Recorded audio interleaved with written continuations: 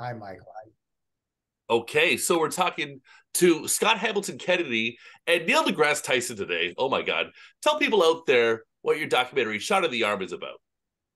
Sure. So, Shot in the Arm started as an investigation into why we were having record-breaking measles outbreaks in 2019, year before anybody had heard of COVID-19.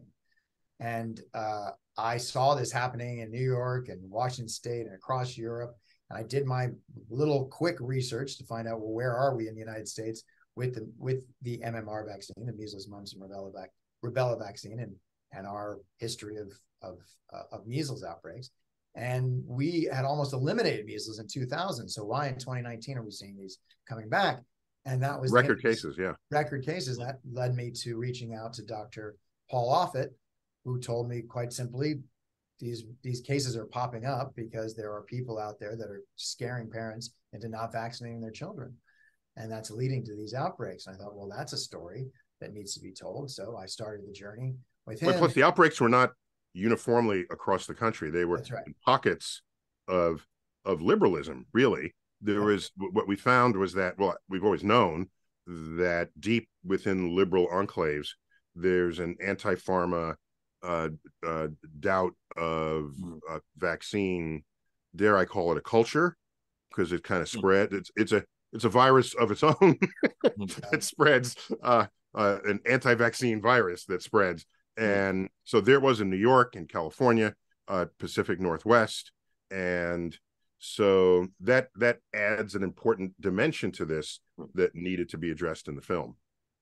Yeah, there's an important subtext in the film of that science shouldn't be political, right? So there's those little subtleties of, as Neil pointed out, that the anti-vax movement mostly started from a liberal point of view. And you see through the journey of COVID that anti-science and anti-vax has become embraced by the right in terms of it not being like, don't take away my freedoms. And both of them overlap in terms of not really listening to what the best information is telling you to do. So that was a strange journey I did not see coming from the right, and it's been shocking and heartbreaking. But I did not make a film about politics. We made a film about the human condition, public health, and how hard it is to make the right decisions. And it gets much worse if you don't listen to the best science. And of course, I'm an astrophysicist, which means I'm not a medical professional.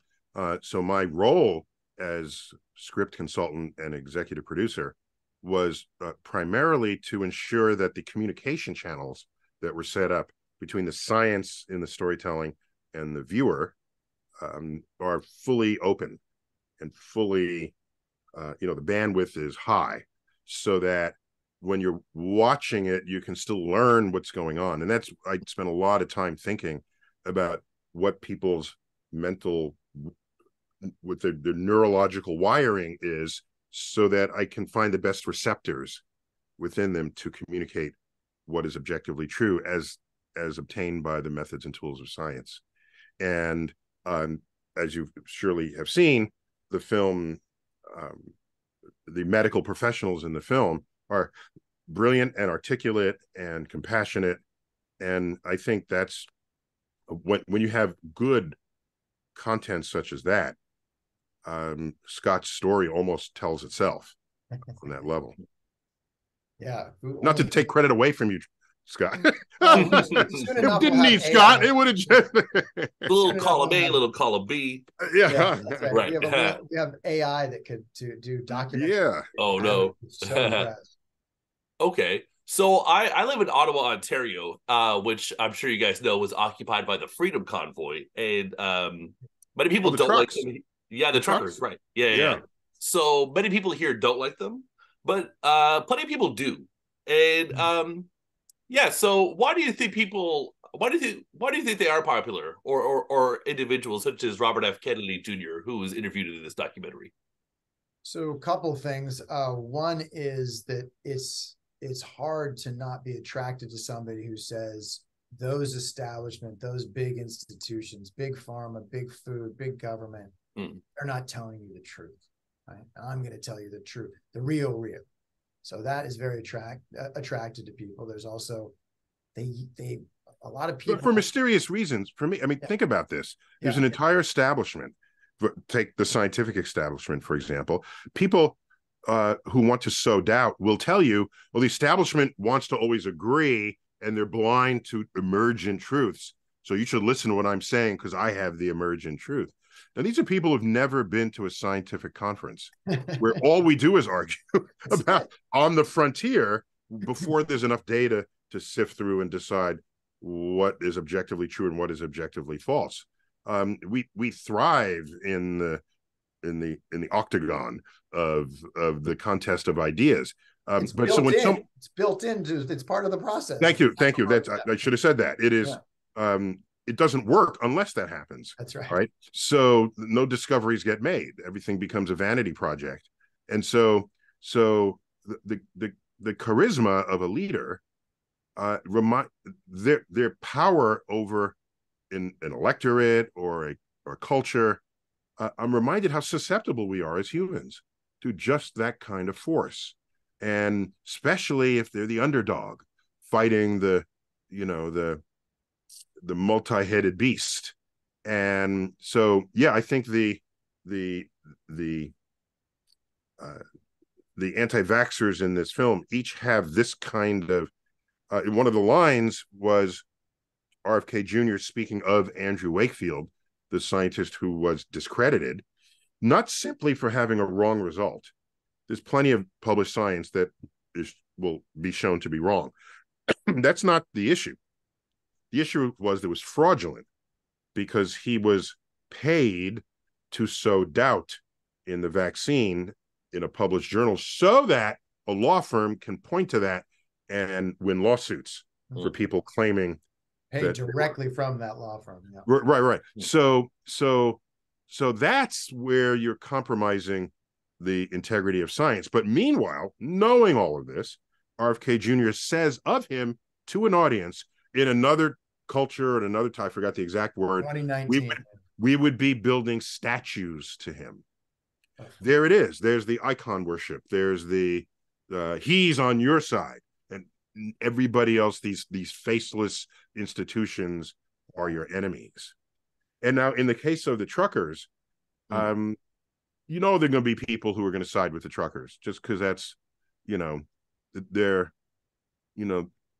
that.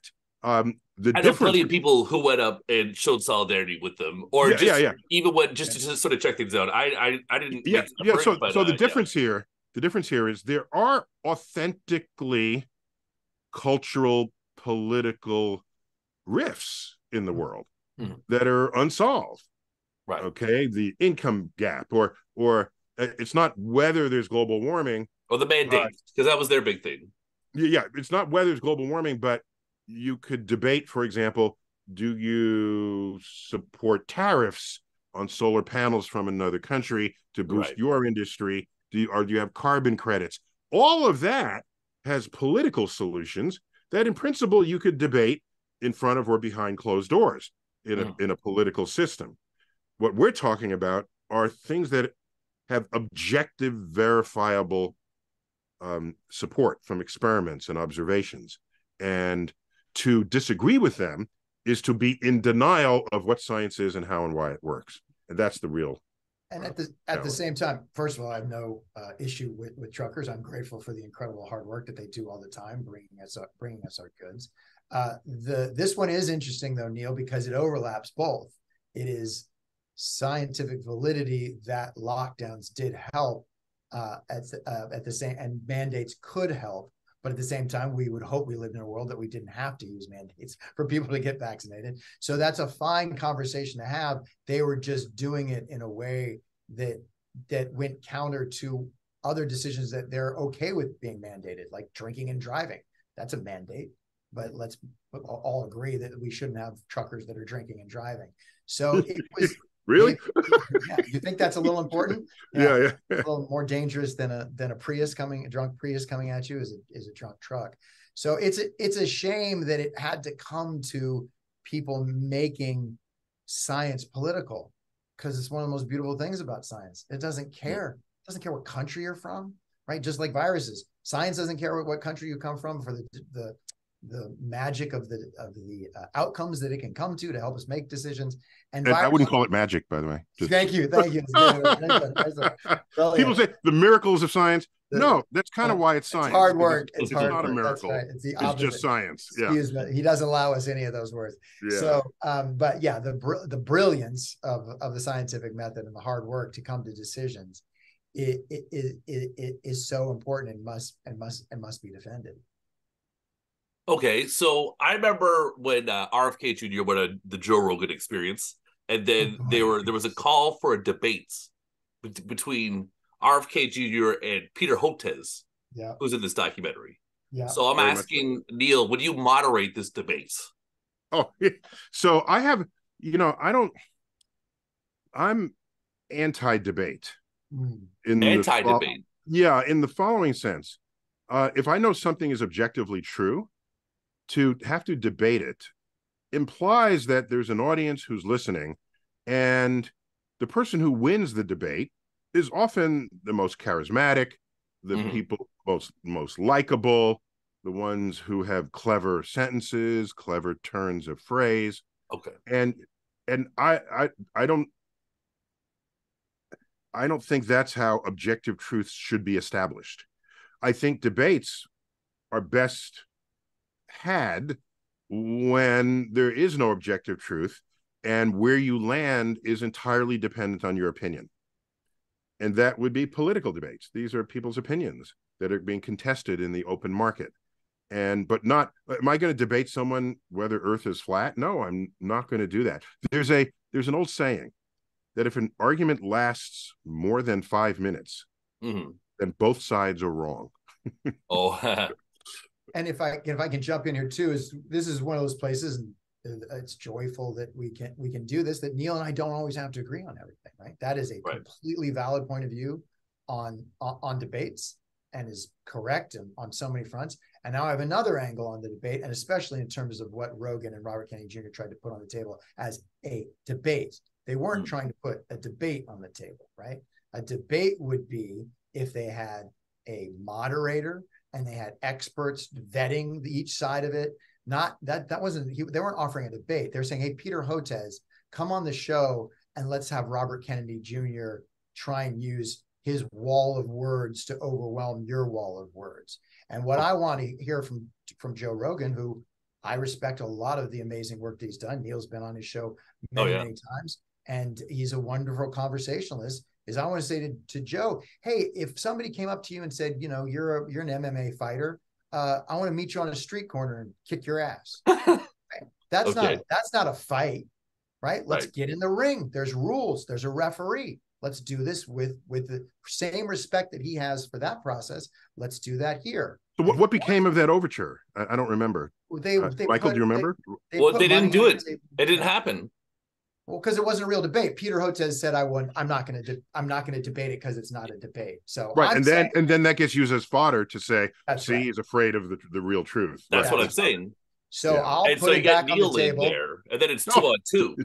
Well, no. I'll put it. Let's make it happen. On the table. Let's do it. Let's do it through an organization that does professional debates. And I'm going to forget the name of them. Intelligence Squared. Thank you, sir. Yeah. Okay. Intelligence Squared out of New York City. Let's go on Intelligence Squared, and they can have Robert Kennedy Jr., Joe Rogan, and whatever scientist they want to choose. We can have me, Peter Hotez, and Neil come on, and if we can convince him, and then you have an I have no place in that debate because my expertise is not medicine. My expertise is communication. So you would want medical professionals in that debate if you did it in Intelligence Squared. By the way, Michael, if you've ever seen Intelligence Squared debates, they're exactly what Scott says. They're formally constructed. And in fact, the way they decide who wins the debate is not by show of hands at the end. It's you come in saying what your view is to start with. That's right. And then at the end, they count how many people switch their views for having listened to the debate. So the person who got the most number of converts is the one who wins the debate. Yeah. It's still imperfect in terms of following every detail of the data, but we'll move on. Okay. Well, I appreciate that. I'll definitely check out Intelligence Square, and I really appreciate talking to you guys today. I did enjoy your documentary Shot in the Arm, and it was a real thrill to talk to you guys today. I was definitely terrified for this. I'm always just talking to directors about the projects, and here we are talking about COVID lies and breaking the internet, going on Joe Rogan. So it's very different for me, but I really appreciate your time, and be well. Thank you. And by the way, there was an Intelligence Squared on GMOs. And the GMO film that we collaborated on, I once again, as kind of a script consultant for communicating the science, Scott actually used clips from that Intelligence Squared debate in the documentary, so you can check it out. They do good topics. If I were a debate person, I would say that's how I would do it, but I'm not. So you've never seen me debate anybody ever for those reasons. Yeah. All right, guys. Well, I want you to enjoy life. Okay, Michael. Thank you. Down the road. See you down the road.